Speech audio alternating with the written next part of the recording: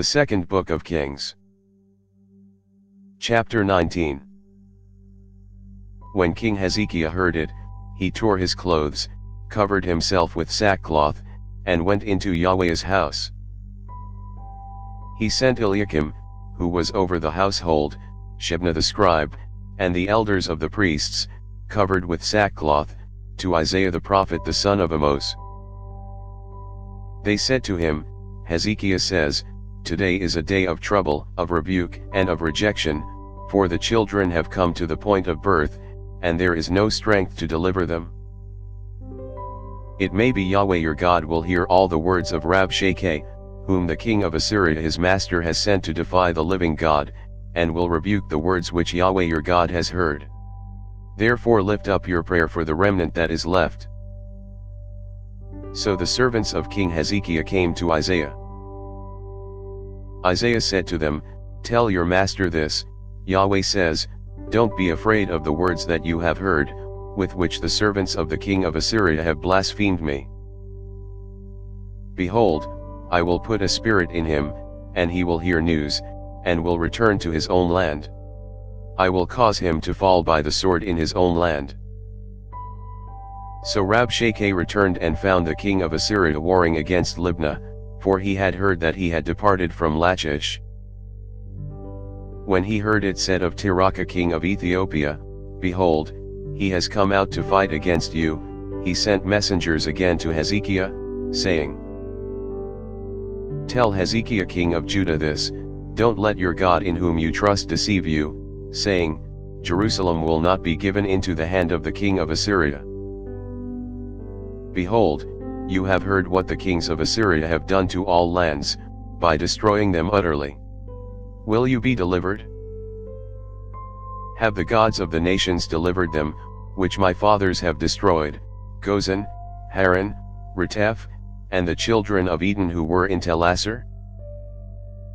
Where is the king of Hamath, the king of Arpad, and the king of the city of Sepharvaim, of Hena and Iva? Hezekiah received the letter from the hand of the messengers and read it. Then Hezekiah went up to Yahweh's house, and spread it before Yahweh. Hezekiah prayed before Yahweh, and said, Yahweh, the God of Israel, who are enthroned above the cherubim, you are the God, even you alone, of all the kingdoms of the earth. You have made heaven and earth. Incline your ear, Yahweh, and hear. Open your eyes, Yahweh, and see. Hear the words of Sennacherib, which he has sent to defy the living God. Truly, Yahweh, the kings of Assyria have laid waste the nations and their lands, and have cast their gods into the fire, for they were no gods, but the work of men's hands, wood and stone. Therefore they have destroyed them. Now therefore, Yahweh our God, save us, I beg you, out of his hand, that all the kingdoms of the earth may know that you, Yahweh, are God alone. Then Isaiah the son of Amoz sent to Hezekiah, saying, Yahweh, the God of Israel, says you have prayed to me against Sennacherib king of Assyria, and I have heard you. This is the word that Yahweh has spoken concerning him, the virgin daughter of Zion has despised you and ridiculed you. The daughter of Jerusalem has shaken her head at you. Whom have you defied and blasphemed? Against whom have you exalted your voice and lifted up your eyes on high? Against the Holy One of Israel. By your messengers, you have defied the Lord, and have said, With the multitude of my chariots, I have come up to the height of the mountains, to the innermost parts of Lebanon, and I will cut down its tall cedars and its choice cypress trees, and I will enter into his farthest lodging place, the forest of his fruitful field. I have dug and drunk strange waters, and I will dry up all the rivers of Egypt with the sole of my feet. Haven't you heard how I have done it long ago, and formed it of ancient times? Now I have brought it to pass, that it should be yours to lay waste fortified cities into ruinous heaps. Therefore their inhabitants had little power. They were dismayed and confounded.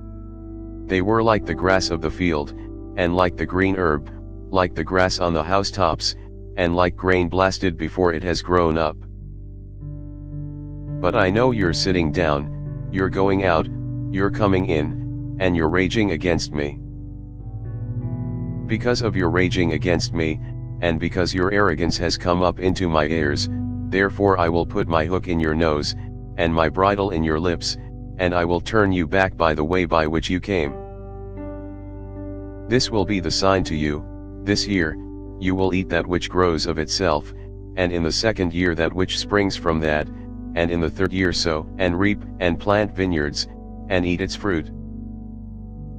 The remnant that has escaped of the house of Judah will again take root downward, and bear fruit upward.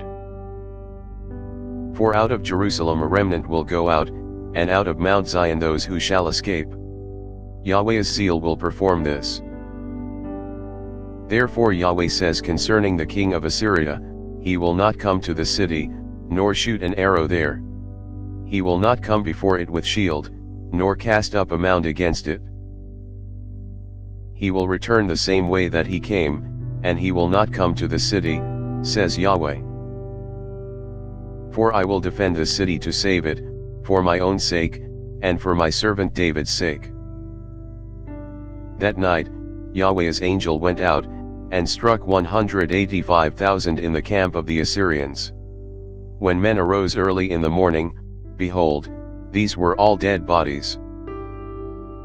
So Sennacherib king of Assyria departed, and went, and returned, and lived at Nineveh.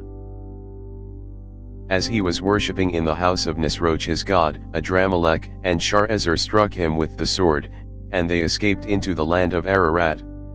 Esarhaddon his son reigned in his place. Thanks for listening. If you liked our video, give us a thumbs up and subscribe, it really helps.